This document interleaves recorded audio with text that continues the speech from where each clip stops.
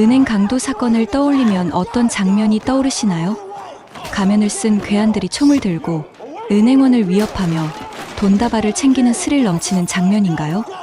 아니면 영화에서처럼 정교한 계획으로 은행 금고를 폭파해 금괴를 탈취하는 장면이 떠오르나요? 여기에 조금 더 상상력을 더해볼까요? 강도들이 레이저 보안 시스템을 교묘히 뚫고 은밀히 움직이며 아무도 눈치채지 못하게 목표물을 손에 넣는 장면은 어떨까요? 혹은 첨단 장비로 무장한 채 은행이 아닌 보석, 박람회나 고가의 예술품이 있는 전시장을 목표로 한 사건이 떠오를 수도 있습니다. 어떤 장면이든 은행 강도 사건은 항상 긴장감과 흥미를 자아냅니다. 그러나 현실은 영화와 다르게 더 예측 불가능하고 때로는 더 충격적인 방식으로 벌어지곤 합니다. 2023년 캐나다에서 전 세계를 놀라게 한 역대급 금괴 강도 사건이 터졌습니다. 한 사람이 낡은 트럭과 종이 한 장이라는 단순한 도구만으로 6,600개의 금괴와 250만 캐나다 달러에 달하는 현금을 훔치는 데 성공했다는 사실, 믿어지시나요? 마치 영화 같은 이 사건은 전 세계적으로 큰 화제를 불러일으켰습니다. 오늘은 마침내 경찰에 의해 해결된 이 충격적인 금괴대도난 사건의 전말을 살펴보며 그 뒷 이야기를 파헤쳐 보겠습니다. 과연 이 용의자는 어떤 기막힌 방법으로 그 일을 해냈을까요? 끝까지 읽으시면 숨겨진 비밀을 알게 되실 겁니다.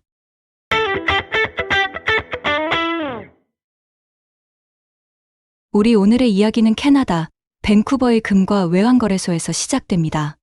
사건은 2023년 4월로 거슬러 올라갑니다. 밴쿠버 금외환거래소는 대량의 외환이 필요해졌고 이를 위해 오랜 파트너인 스위스의 라이파이젠 은행에 연락했습니다. 라이파이젠 은행은 스위스에서 세 번째로 큰 은행으로 이번에 요청한 외환은 총 250만 캐나다 달러로 무게만 약 53.18kg에 달했습니다. 이 거액의 현금은 3개의 대형 자루에 가득 담겨 있었습니다. 장거리 운송 중 안전을 보장하기 위해 라이파이젠 은행은 세계적으로 유명한 보안회사 브링스에 운송을 맡겼습니다. 1859년에 설립된 브링스는 본사가 미국 리치먼드에 있으며 금, 보석, 예술품, 화폐 등 고가치 물품 운송을 전문으로 합니다. 하지만 이번 주문 외에도 브링스는 또 하나의 거대 운송 계약을 맡게 되었습니다. 바로 스위스의 유명 금재련소 발칸비에서 캐나다로 금괴를 운송해달라는 요청이었습니다. 발칸비는 세계적으로 유명한 금 재련소로 정교한 제조 공정을 자랑하며 2015년 이후 인도의 보석 대기업인 라제시 엑스포츠가 지분을 보유하고 있습니다. 이번 금괴 운송을 의뢰한 고객은 캐나다의 대표적인 대형 은행인 토론토 도미니언 은행입니다. TD은행은 캐나다 5대 은행 중 하나로 2023년 총자산이 약 1조 9,600억 캐나다 달러에 달하는 거대 은행입니다. 러시아 우크라이나 전쟁 이후 금 수요가 폭발적으로 증가하면서 TD은행은 발칸비의 순도 99.99%, 무게 401.9kg에 달하는 6,600개의 금괴를 주문했습니다.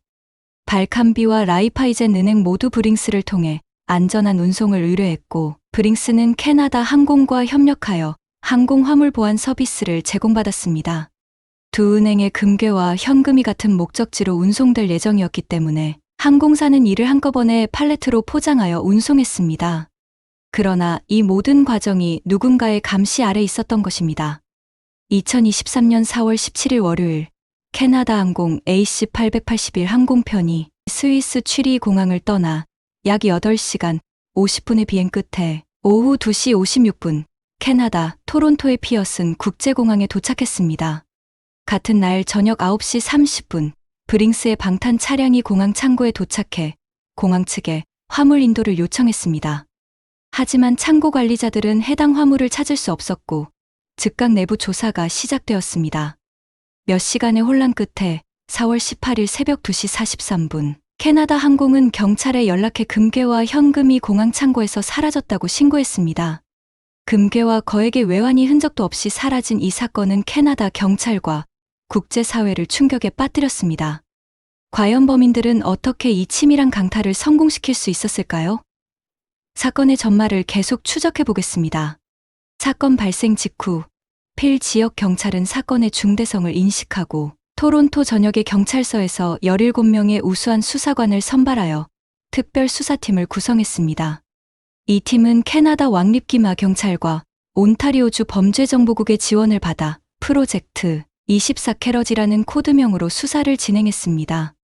그들은 우선 창고와 사건 당일 저녁의 CCTV를 세심하게 조사하며 사건의 시간대를 조합했습니다. 4월 17일 당일 오후 3시 56분 AC-881 항공편이 토론토 피어슨 국제공항에 도착했습니다. 24분 후인 오후 4시 20분 공항에서 수화물과 화물이 비행기에서 내려지기 시작했으며 이 과정은 약 1시간 반 동안 지속되었습니다. 오후 5시 50분에 이르러서야 금괴와 현금이 임시 창고에 안전하게 보관되었습니다. 단 42분 후인 저녁 6시 32분 흰색 5톤 트럭이 창고 G12 출구로 후진하며 들어왔습니다. 창고 직원에 따르면 화물을 인도받으러 온 트럭 운전사는 흑인 남성이었으며 마스크를 쓰고 검은색 외투와 청록색 작업조끼, 파란색 머리 보호대를 착용하고 있었습니다.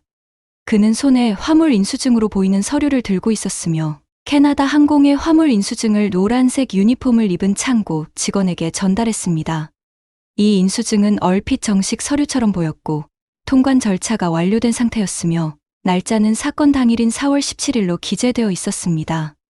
이에 창고 직원은 팔레트 번호를 확인하고 화물을 트럭에 실어주었습니다.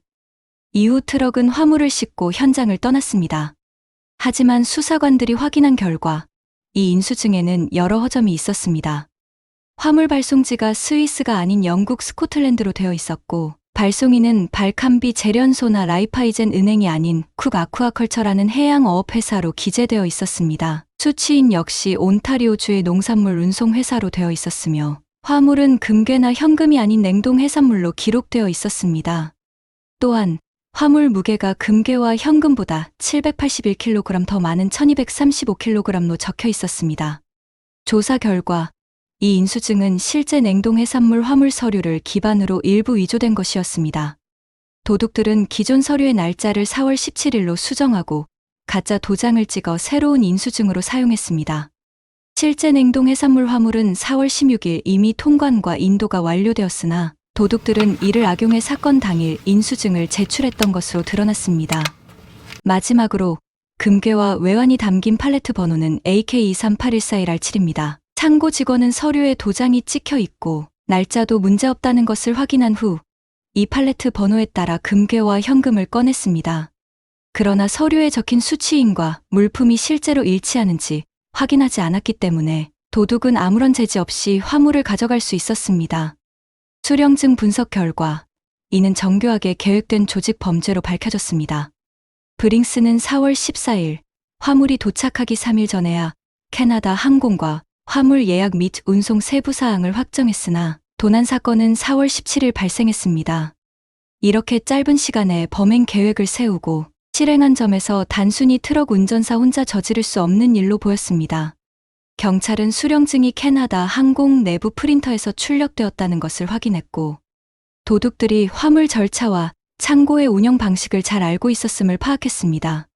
포장된 화물이 검은색 비닐로 감싸져 있어 외부에서 내용물을 식별할 수 없다는 점, 창고 직원들이 도장 날짜와 팔레트 번호만 확인하고 실제 내용물은 확인하지 않는다는 점을 정확히 이용했습니다.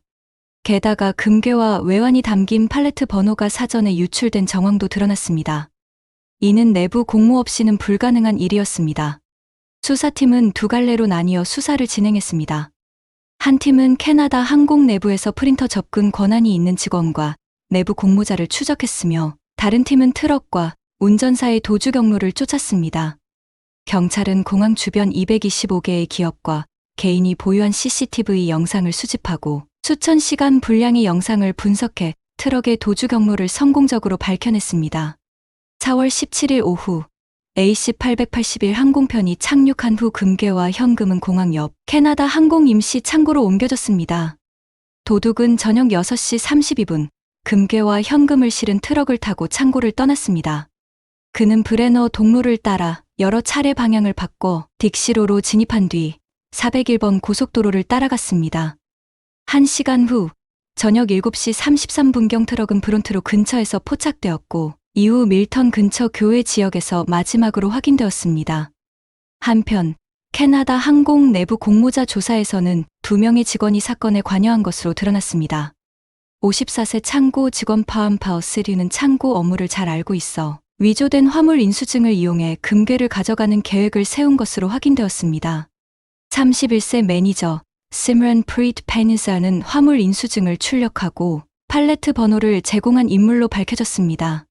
사이먼 프레는 조사 당시 수사관들을 안내하며 지나치게 긴장한 태도를 보였고 이후 직장을 그만둔 상태로 체포되지 않았습니다. 펜과 사이먼 프레의 인맥을 조사한 결과 일부 공범들은 호화로운 생활을 하고 있었으며 금괴와 외환 대부분이 이미 사용되었을 가능성이 높다고 판단되었습니다. 경찰은 최근 발생한 금괴 도난 사건은 단순한 도난을 넘어 조직적이고 수익을 목적으로 한 범죄로 밝혀졌습니다. 경찰은 일부 용의자 체포와 불법 무기의 유입 방지에 성공하며 주요 성과를 냈으나 사건의 조사는 여전히 진행 중입니다. 경찰은 도난된 금괴가 녹여져 재가공된 후 국내 또는 국제시장으로 유통되었을 가능성을 제기했습니다. 금괴를 녹여 다른 형태로 바꿀 경우 원래의 금괴였는지를 식별하기 어렵다는 점을 강조하며 금괴의 유통 경로를 철저히 추적 중입니다. 또한 용의자들이 금괴를 통해 얻은 수익 역시 조사 대상입니다. 경찰은 범죄 수익의 사용처를 파악하는 것이 사건의 전모를 밝히는데 핵심 요소라고 판단하고 있습니다. 경찰은 이번 사건이 조직 범죄와 밀접한 연관이 있음을 확인했으며 철저한 조사를 통해 사건의 전모를 밝히고 추가 범죄를 방지하겠다는 의지를 보이고 있습니다. 경찰은 추가 공범과 증거를 찾기 위해 감시를 이어가고 있으며 그날 트럭을 운전한 25세 흑인 남성 듀란테 킹 맥클린을 특정했습니다. 맥클린은 캐나다 금괴 절도 사건의 주요 용의자로 캐나다와 미국의 범죄 조직과 긴밀한 연관이 있었습니다. 경찰이 그를 추적하려 했으나 그는 이미 행방을 감춘 상태였습니다. 이에 따라 필 지역 경찰은 그를 지명수배하고 미국 경찰과도 정보를 공유했습니다. 토론토 피어슨 국제공항이 미국 국경과 가까워 양국의 범죄 조직이 빈번히 왕래하는 점을 고려한 조치였습니다. 사건 발생 5개월 후인 2023년 9월 2일 토요일 밤 펜실베이니아주 체인버스버그에서 순찰 중이던 주 경찰이 한 차량을 발견했습니다. 해당 차량은 과속은 아니었지만 간헐적으로 차선을 이탈하는 등 운전자가 음주나 약물 복용 상태일 가능성이 있었습니다. 경찰이 차량을 정지시키자 운전자는 차량이 자신이 렌트한 것이라고 주장했습니다. 그러나 경찰이 트렁크를 확인하려 하자 이 흑인 남성 운전자는 갑자기 도주를 시도했습니다. 경찰은 그를 체포하였고 그는 캐나다에서 지명수배 중이던 킹 맥클린으로 확인되었습니다. 그는 금괴 절도 후 불법적으로 미국에 입국한 상태였습니다. 체포 후 그의 차량을 조사한 결과 트렁크에서 30정의 권총이 들어있는 큰 가방이 발견되었습니다.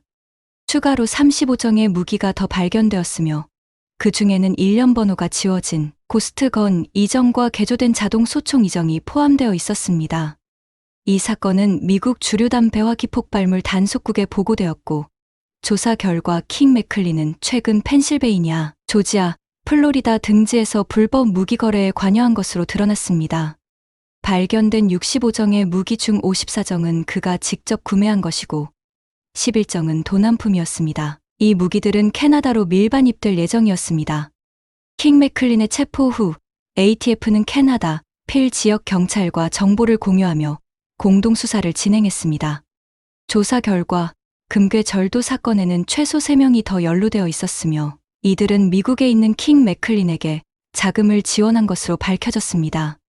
이들 중 한 명은 25세의 미국 공무원 제니사 에드워즈, 다른 한 명은 36세의 캐나다 공무원 아시 그로버였습니다. 캐나다 공무원 프로세스 파나인감은 주범으로 지목되었으며 그는 킹 맥클린이 캐나다와 미국을 자유롭게 오갈 수 있도록 밀입국을 주선하고 미국에서 총기를 구매하여 캐나다로 반입하는데 자금을 지원한 것으로 밝혀졌습니다. 또한 미국 공무원 젤리사 에드워즈와 캐나다 공무원 아시 그로버는 킹 맥클린의 증거 인멸을 도운 혐의를 받고 있습니다. 이들은 조직범죄단의 지시에 따라 체계적인 범행 수법을 구축한 것으로 드러났습니다. 한편 캐나다 경찰은 마크 마비티 수사관의 지휘 아래 중대한 성과를 거두었습니다. 비록 금괴를 운반한 트럭을 어떻게 찾아냈는지는 공개되지 않았지만 온라인 자료에 따르면 캐나다의 나나이모시에서 2월 13일에 도난된 5톤짜리 흰색 트럭이 사건과 관련이 있을 수 있습니다. 이 트럭은 캐나다 블랙 스페이드 익스프레스의 소유로 2월 11일부터 13일 사이에 도난된 것으로 추정됩니다. 만약 이 트럭이 범행에 사용된 것이라면 나나이모시에서 피어슨 국제공항까지 약 4,000km를 이동한 셈이며 이는 운전으로 40시간 이상 걸리는 거리입니다. 경찰은 50명 이상의 용의자를 신문하고 37개의 수색 영장을 집행한 결과 여러 범죄 은신처에서 현금 43만 캐나다 달러, 총가치 8만 9천 캐나다 달러에 달하는 6개의 금 팔찌, 그리고 금을 절단하고 주조하는 도구 등을 발견했습니다. 이러한 증거를 종합하면 6,600개의 금괴는 이미 녹여져 다른 형태로 변환되었을 가능성이 높습니다. 또한 경찰은 2개의 다른 은신처에서 18명의 이름이 적힌 2장의 손으로 쓴 분배 목록을 발견하였습니다. 이 목록에는 일부 실제 이름과 별명이 포함되어 있으며 첫 번째 목록의 총액은 994만 3천 캐나다 달러, 두 번째 목록의 총액은 1,023만 캐나다 달러로 기재되어 있습니다. 이러한 막대한 금액으로 인해 일부 공범들은 고급 차량을 구매하거나 해외여행을 다녀온 것으로 나타났습니다. 사건 발생 1년 후인 2024년 4월 17일, 필 지역 경찰은 미국 ATF와 공동으로 기자회견을 열어 사건의 최신 진행 상황을 발표하였습니다. 이날까지 9명의 용의자 중 6명이 체포되었으며 이 중에는 37세의 보석상 아리라자와 40세의 아미드 자로타가 포함되어 있습니다. 그러나 주요 용의자 중 한 명인 31세의 전 에어 캐나다 매니저인 펜사는 여전히 도주 중입니다. 캐나다 정부와 법원은 체포된 5명의 용의자에게 보석금을 지불하게 하고 석방하였으며 이는 많은 사람들의 비난을 받았습니다. 한 기자는 기자회견에서 이러한 결정에 대해 강하게 항의하며 왜 이러한 결정이 내려졌는지에 대해 의문을 제기하였습니다. 심각한 범죄에 연루된 용의자들이 단 하루 만에 보석으로 석방되었다는 사실이 믿기 어렵습니다. 범죄자들은 감옥에 있어야 할 사람들인데 왜 이렇게 빨리 풀려나야 합니까? 이는 대중에게 어떤 메시지를 전달하려는 것입니까? 강력한 메시지를 보내야 하지 않습니까? 경찰 관계자의 답변. 우리는 이 상황에 대해 매우 좌절감을 느낍니다. 하지만 아시다시피 우리는 이 시스템의 한 부분일 뿐입니다. 우리의 주요 목표는 이 사건이 법적 절차를 견뎌내고 가능한 가장 강력한 방식으로 법의 심판을 받을 수 있도록 준비하는 것입니다. 현재 재판 절차는 아직 시작되지 않았으며 사람들이 이렇게 빨리 석방되는 상황은 매우 답답하게 느껴집니다. 우리는 이 사건이 단순한 도난 사건이 아니라는 점을 여러 차례 강조했습니다. 이 사건은 공공안전이 위협받고 있다는 사실과도 깊이 연결되어 있습니다. 그러나 이러한 상황은 캐나다의 법적 환경과 관련된 문제로 우리 구성원들에게도 큰 좌절감을 안겨줍니다. 우리는 범죄를 수사하고 용의자를 기소하는 역할을 맡고 있지만 우리는 사법부도 아니고 연방 또는 지방 정부도 아닙니다. 따라서 보석개혁이나 관련 법안을 통과시키는 권한은 우리에게 없습니다. 특히 조직 범죄는 젊은이를 표적으로 삼는 경우가 많습니다. 그 이유는 젊은이들이 어리석은 실수를 저질렀다고 여겨져 처벌이 약하다는 점을 이용하기 때문입니다. 만약 처음부터 그들이 감옥에 수감된다면 그곳에서 악순환이 반복될 가능성이 큽니다. 농담처럼 들릴 수 있겠지만 이는 사실입니다. 예를 들어 한 사건에서는 차량 탈취와 같은 조직 범죄에 연루된 개인이 법원에서 보석으로 풀려난 뒤 같은 날 법원 주차장에서 또 다른 차량을 훔치는 일이 발생했습니다. 이런 일이 실제로 벌어진다는 것을 믿기 어려울 수 있지만 이것이 우리가 직면한 현실입니다. 경찰 관계자는 이러한 시스템적 문제와 좌절감을 언급하면서도 사건이 법적 절차를 통해 철저히 해결될 수 있도록 최선을 다하겠다는 입장을 밝혔습니다. 이번 캐나다 금괴 강도 사건과 관련하여 3명의 용의자가 여전히 도주 중이지만 경찰은 이들의 위치에 대한 정보를 이미 확보했으며 대대적인 홍보 활동 덕분에 이들을 체포하는데 오랜 시간이 걸리지 않을 것으로 보고 있습니다. 흥미로운 점은 사건이 해결되는 동안 보안업체인 브링스와 캐나다 항공 간에 법적 공방이 벌어졌다는 것입니다. 금괴가 도난당한 지 6개월 후인 2023년 10월 6일 브링스는 캐나다 항공을 상대로 민사소송을 제기했습니다. 브링스는 자신들이 운송 화물의 내용을 캐나다 항공 측에 명확히 전달했으며 화물이 금괴와 현금이라는 점, 그리고 이 화물이 고가의 물품이므로 특별한 관리가 필요하다는 사실을 분명히 알렸다고 주장했습니다. 또한 안전을 보장하기 위해 캐나다 항공의 ACSP를 사용했다고 강조했습니다. 브링스는 도둑들이 항공 창고에 침입했을 당시 캐나다 항공 측이 적절한 보안 절차나 신원 확인을 하지 않았다고 비판하며 필요한 조사가 이루어졌다면 도난을 막을 수 있었을 것이라고 주장했습니다. 이에 따라 브링스는 캐나다 항공에 2천만 캐나다 달러 상당의 화물 가치 전액을 배상할 것을 요구했습니다. 2023년 11월 캐나다 항공은 브링스의 주장을 부인하는 변호사 의견서를 제출했습니다. 캐나다 항공은 브링스가 화물의 내용은 정확히 신고했지만 화물의 가치를 신고하지 않았고 화물보험도 가입하지 않았으며 ACSP 보안 서비스에 대한 추가 요금을 지불하지 않았다고 밝혔습니다. 캐나다 항공은 브링스가 국제 운송 및 보안 절차에 익숙한 보안 회사로서 이러한 선택이 자발적으로 이루어진 것임을 인지해야 하며 그 결과에 대한 책임도 스스로 져야 한다고 주장했습니다. 따라서 캐나다 항공은 브링스의 배상 요구를 거부했습니다. 이 소송은 캐나다 연방법원에 제기되었으며 국제 운송이 몬트리올 협약의 규제를 받기 때문에 복잡한 법적 쟁점을 포함하고 있습니다. 사건의 복잡성과 많은 불확실성으로 인해 이 민사 소송이 얼마나 오래 지속될지는 예측하기 어렵습니다. 이 황금 강도 사건과 이후 벌어진 일들에 대해 여러분은 어떻게 생각하시나요? 브링스와 캐나다 항공 간의 책임 공방에서 어느 쪽이 더 설득력이 있다고 보시나요? 여러분은 이 상황에서 브링스와 캐나다 항공 중 어느 쪽의 주장이 더 타당하다고 생각하시나요? 브링스의 안전관리 미흡에 대한 지적이 정당하다고 보십니까? 아니면 캐나다 항공의 화물 신고 및 보안 서비스 이용에 대한 반박이 설득력 있다고 보십니까? 아래 댓글란에 여러분의 생각을 남겨주세요. 오늘의 영상은 여기까지입니다. 구독, 좋아요, 알림 설정 부탁드립니다. 감사합니다.